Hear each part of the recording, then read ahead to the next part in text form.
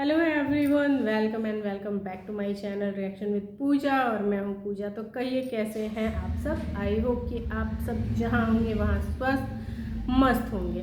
तो आज की वीडियो में हम बात करेंगे इन दोनों ही देवरानी जेठानी यानी कि निक्की और कामिनी के बारे में। देखो, निक्की और कामिनी दोनों भले ही देवरानी और जेठानी हैं, लेकिन ये जैसे नेचर से अलग हैं वैसे ही इनका बिहेवियर डिफरेंट है और इनका काम करने का तरीका भी डिफरेंट है। ठीक है, तो इनके जो व्यूअर्स हैं वो भी डिफरेंट डिफरेंट हैं। कुछ व्यूअर्स इनके सपोर्टर्स हैं और कुछ व्यूअर्स इनके हेटर्स हैं। जो लोग कामिनी को पसंद करते हैं, निक्की उनको फूटी आंख नहीं भाती है, ये सच है।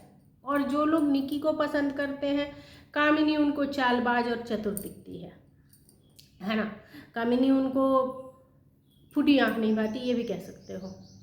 अब हम बात करते हैं रिसेंटली आए दिनों इनके बीच में कुछ ना कुछ चीज़ें होती रहती हैं और जो इन्हें नहीं दिखता है वो इनके व्यूअर्स इनको दिखाते हैं कि भाई देखो, उसने ऐसा करा तो तुम्हारे लिए ही करा, उसने ऐसा कहा तो तुम्हारे लिए ही कहा। ठीक है, और अभी फ़िलहाल इनके घर में शादी है।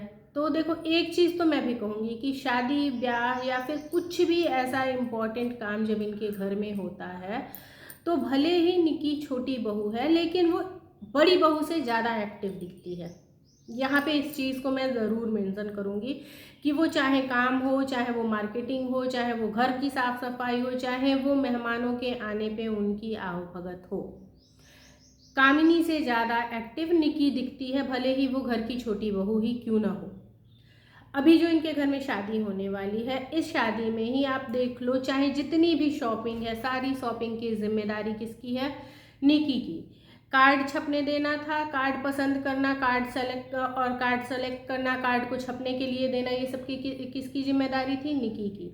वहाँ जब शादी के दिन वो लोग कीर्तन के दिन गए थे, तो कीर्तन के दिन जाने के लिए वहाँ जो भी देना होता है, जो भी साड़ी देनी थी, वो साड़ी देने की जिम्मेदारी किसकी थी? निक्की की। भले ही कामिनी बड़ी है लेकिन इन सारी चीज़ों में मुझे मतलब कामिनी कहीं भी आगे आगे नहीं दिखती हैं। जबकि हमारे यहाँ अमूमन क्या होता है ना, बड़ी बहू को ये जिम्मेदारी दे दी जाती है, भाई तुम बड़ी हो और ये नाते रिश्तेदारी और ये जिम्मेदारियों वाले काम ये सारे तुम्हारे हैं। लेकिन यहाँ एकदम अपोजिट है और ये चीज़ कभी कभी मुझे बहुत अजीब भी लगती है कि मतलब घर की छोटी बहू के ऊपर ही सारी जिम्मेदारियाँ हैं। चाहे वो मार्केटिंग की जिम्मेदारी हो, चाहे वो रिश्तेदारों को बुलाने की जिम्मेदारी हो, चाहे वो रिश्तेदारों को रखने की जिम्मेदारी हो। उन्होंने अपने घर की क्लीनिंग करवाई, उन्होंने अपने घर को अरेंज करवाया ताकि रिश्तेदार सही से अरेंज हो पाए, सब रह पाए आराम से। हालांकि अभी हम ये नहीं कह सकते कि सारे रिलेटिव्स जो हैं वो फर्स्ट फ्लोर पे ही रहेंगे, कुछ रिलेटिव सेकंड फ्लोर पे भी रहेंगे, इन चीज़ों को हम नहीं कह सकते। हाँ, किचन की जिम्मेदारियों में हमें कामिनी ज़्यादा एक्टिव दिखती है, खाना बनाने की को लेके, या फिर किचन की जितनी चीज़ें हैं, जैसे पूजा पाठ होता है ना, तो निक्की की जिम्मेदारियां हमें क्या दिखने मिलती हैं कि जो लोग आ रहे हैं उनका वेलकम करना, उनके बैठने की अरेंजमेंट करना, उनके नाश्ते पानी की अरेंजमेंट करना। लेकिन जो खाना प्रॉपर किचन में जो बन रहा होता है वहाँ पे कामिनी हमें ज़्यादा एक्टिव दिखती हैं। हालांकि इनके घर में काम को लेके भी शेड्यूल बंधा हुआ है कि एक दिन एक करेगी, दूसरे दिन दूसरी करेगी, लेकिन उसके बावजूद भी स्पेशल जो मौके इनके घर में आते हैं वहाँ पे बनाने खिलाने को लेके जो एक्टिविटीज़ होती हैं उसमें कामिनी ज़्यादा एक्टिव दिखती है। लेकिन जो सोशल जिम्मेदारियां हैं ना, वहाँ पे निक्की ज़्यादा एक्टिव दिखती है। सास की केयर करने से लेके और सास के मायके वालों की केयर करने तक में निक्की ही ज़्यादा एक्टिव दिखती है। अब हुआ क्या है कि इनके घर में होने वाली है शादी। उस शादी में जो कि प्रीति है, प्रीति के फादर नहीं है, तो जिनके फादर नहीं होते हैं उनकी मदर अकेले कन्यादान नहीं कर सकती हैं। ऐसा हमारे यूपी बिहार में होता है।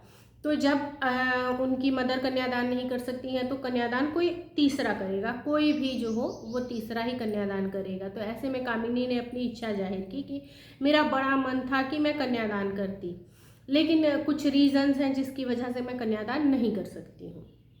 क्या रीजंस है वो भी मैं आपको बताऊंगी। अब जो कामिनी के सपोर्टर्स हैं, जो जिनको निकी बिल्कुल फूटी आंख नहीं भाती है, उन्होंने निकी के कमेंट सेक्शन में आके क्या बोलना स्टार्ट करा कि ये इसी चालबाज औरत की वजह से, इसी की वजह से, इसी ने कुछ पट्टी सास को पढ़ाई होगी, इसने सास के दिमाग में, सास के मन में कुछ बातें भरी होंगी कि भाई आपको ये क्यों कन्यादान करेगी, इसको कन्यादान मत करने देना, ये कन्यादान करेगी तो मैं ऐसा कर दूंगी, मैं वैसा कर दूंगी, जो भी हो ऐसी बातें निकी के कमेंट सेक्शन में आके लिखी, ठीक है। लेकिन उन लोगों ने कामिनी की वीडियो को पूरी तरीके से वॉच नहीं किया, या फिर उनको कामिनी की वीडियो जो है वो पूरी तरीके से समझ नहीं आई।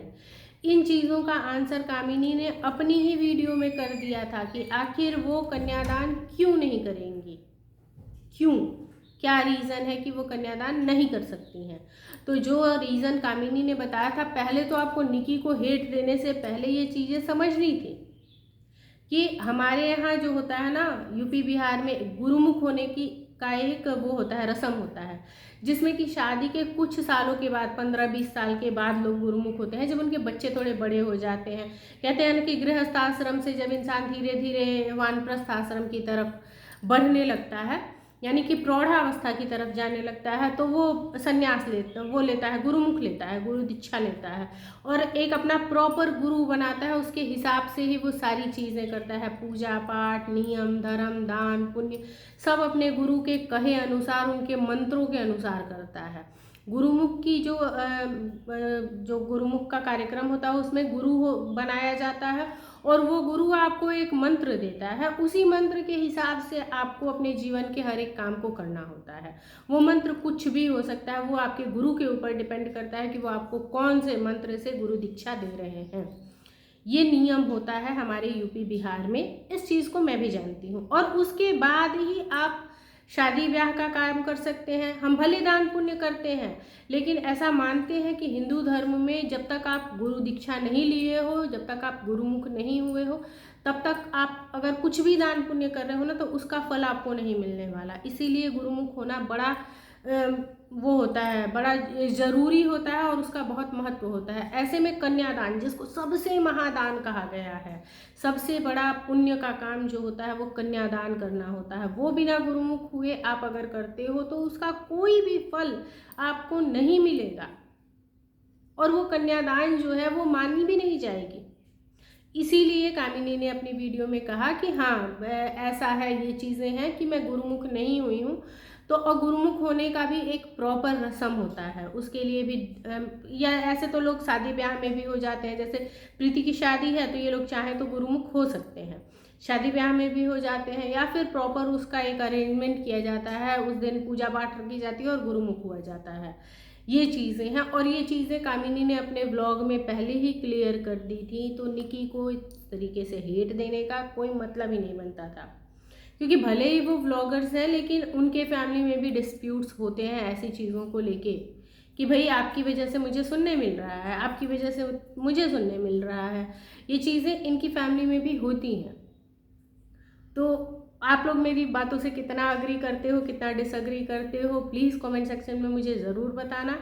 मिलते हैं हम नेक्स्ट व्लॉग में, till then take care, bye bye. Channel पे न्यू हो तो चैनल को सब्सक्राइब, और वीडियो पसंद आई हो तो वीडियो को लाइक ज़रूर करना।